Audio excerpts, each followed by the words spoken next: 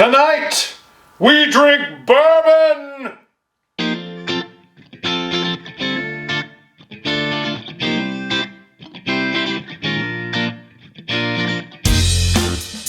Hello and welcome to Intoxicated Masculinity, where we talk about cocktail culture, pop culture, politics, and anything else that comes up. As always, with me today is Brandon. Hello, my people. And Kale. Hello, fellow human beings. Decidedly more in person than normal. Today we are going to undertake the most important tasting that we, or any human being, has ever undertaken before. Certainly. So today what we're trying is we are going to taste 3 Jim Beam products. We have starting off with us today is Knob Creek. Knob Creek just recently went back to being an age-stated bourbon. It is a 9-year-old bourbon at 100 proof. This is Jim Beam Black as it originally came out, which is an 8-year bourbon at 86 proof. And this is something that I found when I went on one of my trips lately. This is a Ducks Unlimited decanter. This is a 100-month-old, which is basically 8 years and change, Jim Beam product at 80 proof. This comes from the 1980s, this comes from the 2000s, and this comes from about 20 minutes ago. So we are going to try 3 Jim Beam products from 3 different eras. They're at relatively close age statements and as relatively close proofs as we could find. But which one is the best? Do we have the oldest the best, or is modern ingenuity going to win out in the end? Let's see. Now, we are going to allow our lovely assistant to pour some drinks for us, and we're going to taste these and figure out which one we like the best. And we're also going to take off Cal's collar because it jingles, and you can hear it in the video. All right, we're back, and we have bourbon, which is always cause for celebration. So this is a double blind, so we've had our lovely assistant over there pour us our bourbons. We don't know which is which, so we're going to start off. We're going to go from right to left because that's the way we do things. All right, so. Okay. All right. So let's start off with the nose.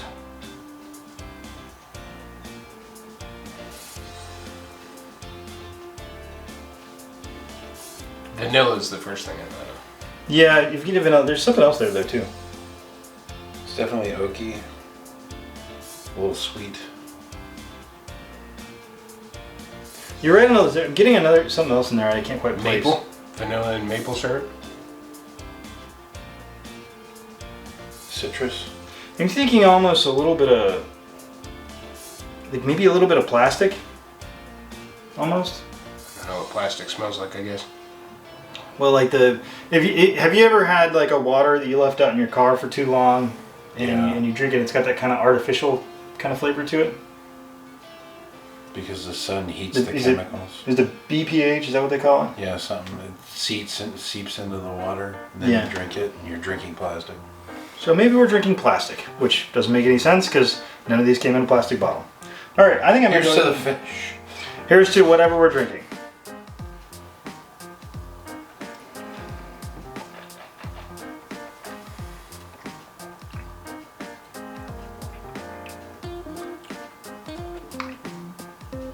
You're getting a lot of the sweetness on there that you do on your regular bourbon. It's pretty mild. Yeah, I was gonna say that the initial flavor is kind of thin, actually.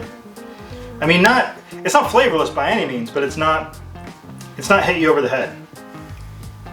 Yeah, it's more mid-game till you pick up anything. And I still get that there's again, I want to say plastic, but it's not.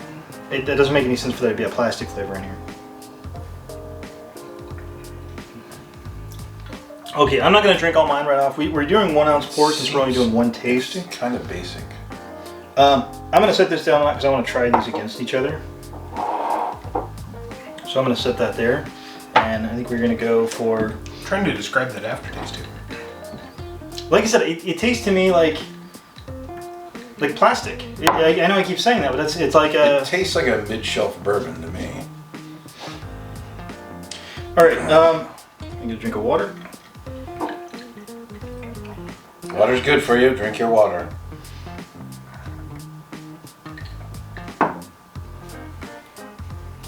You get a little richer of a nose on this one.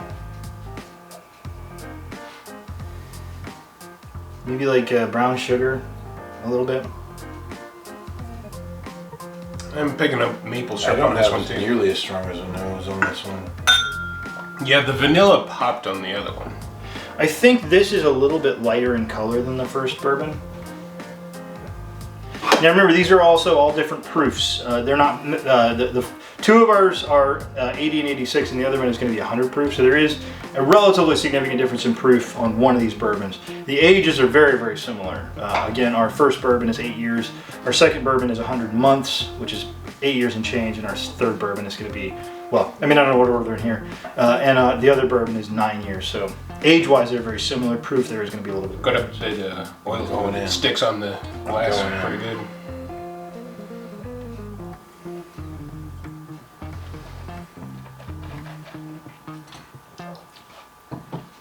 That's much better. It's a very warm feeling at first. I mean, you get the peanut, which I always get on Jim Beam products. I didn't get as much peanut on the first one. I was going to say grain, but I mean that you're going to get grain anyway. Which is funny, on an 8 or 9 year bourbon, you wouldn't expect to get much grain. Yeah, I think I like this better than the first one. I can see the peanut when you first try it too. It's like peanuts and fire.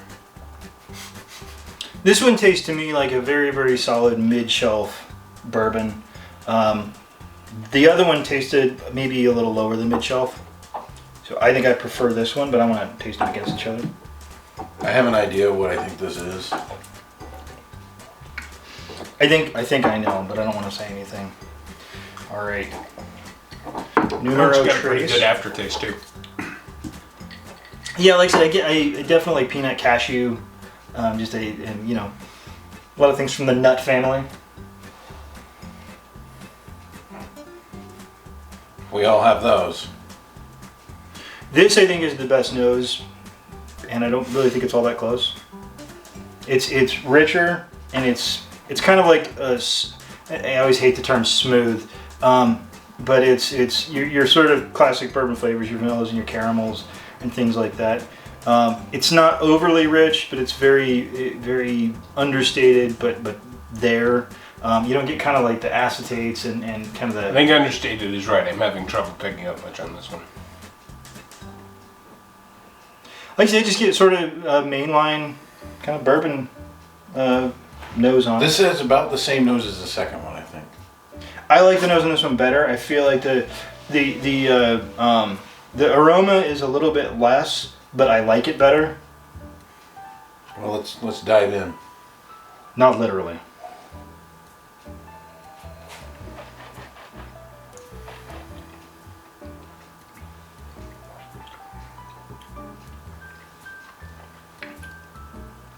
Wow, what is that? It's nanners. I'm getting the nanners. Yeah, I guess bananas maybe.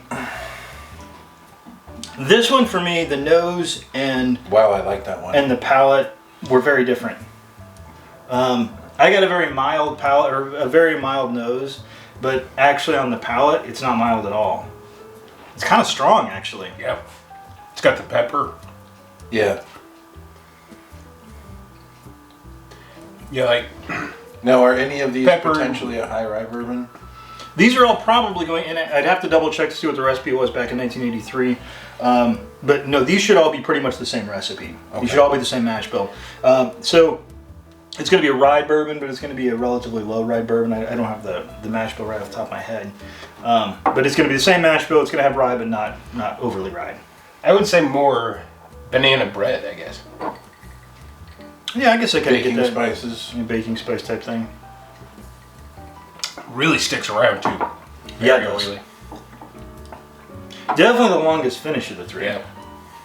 But it's interesting, Yeah, like you still said, I think you're right. I think the nose was mild. I like the mildness of the nose, but on the palate, it definitely isn't mild. Well, it goes back again. My smell issue. I have a hard time, which really means that first one must have been pretty strong if I picked up scent from it.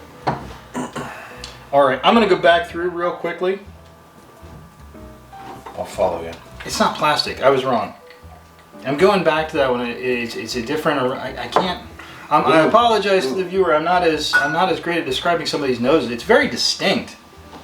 I think I'm getting what you were talking about.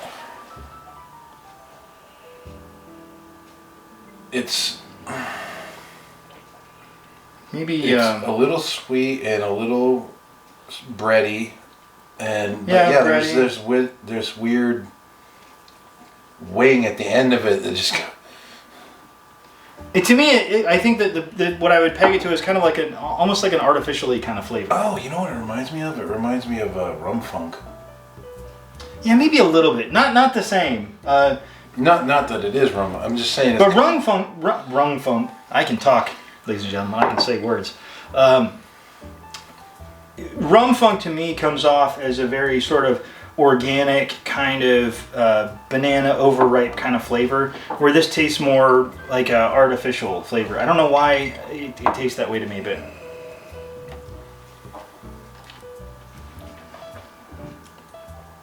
so where are you at, Brandon? What do you think?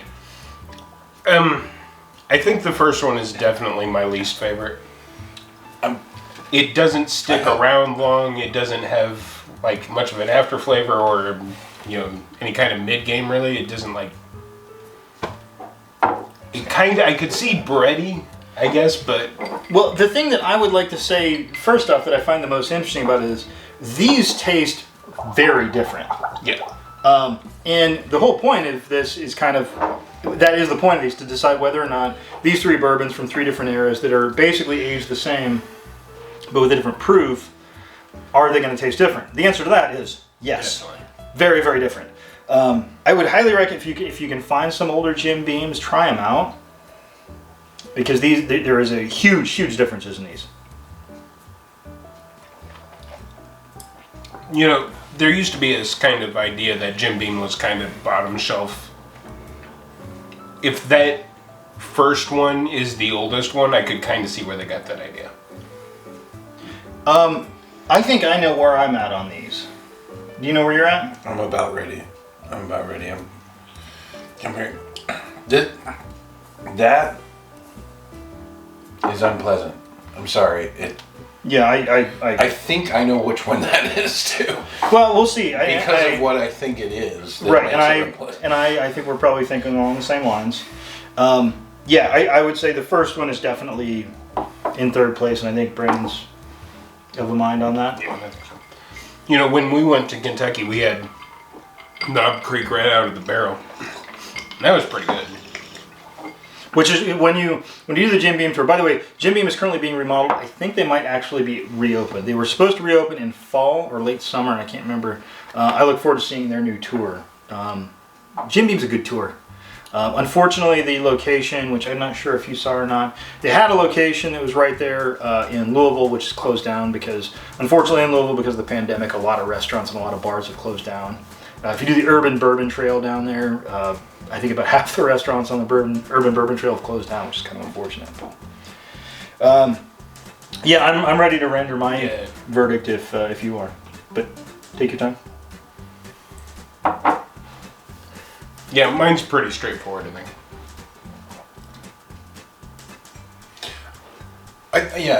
I would think I got them.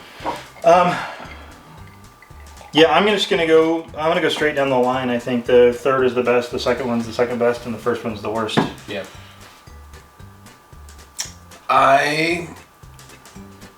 On the first round through, I would 100% agreed with you, but on the second round through, I decided I like 2 a little bit better than 3. Fair enough. All right. So Brandon and I have chosen 3-2-1, and Kale has chosen 2-3-1. We're pretty much decided on the first one, so I think this is going to be an interesting reveal. So we're going to pause for a moment, talk to our lovely assistant, and figure out which one was which. So stick around, we'll be right back. All right, I hold in my left hand tonight's top 10, no, wait a minute, top 3 list.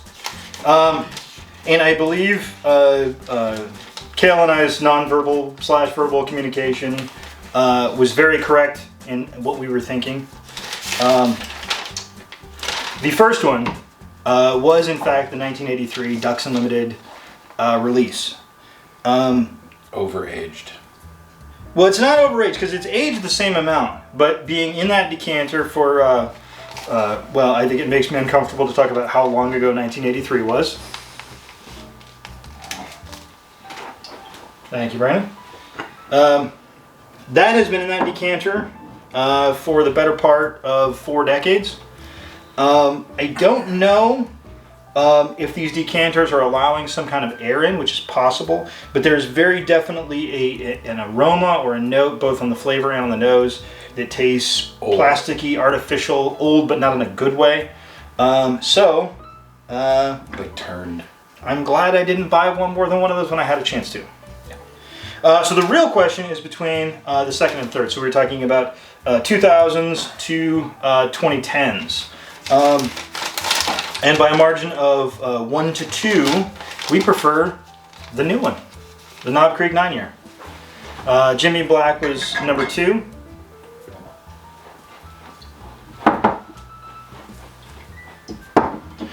And I was right there with you, right there on the Knob Creek. I think that's a fine product. I just, after the second time through, I thought this was just a little bit more mellow.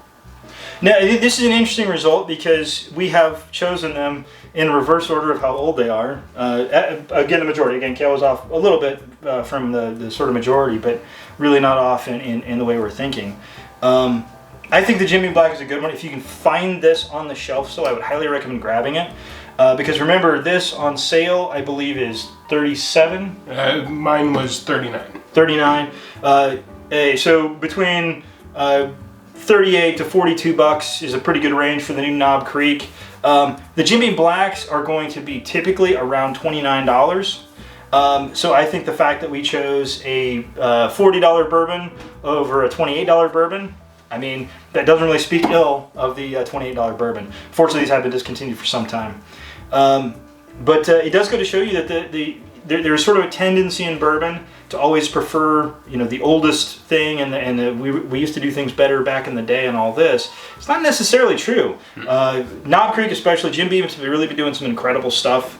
And I think that, especially you can find their barrel picks usually for around $50 to $60. They're right around 10 years, so grab one of those and give them a shot. They're very good. And I'd agree with Kale that is more mild.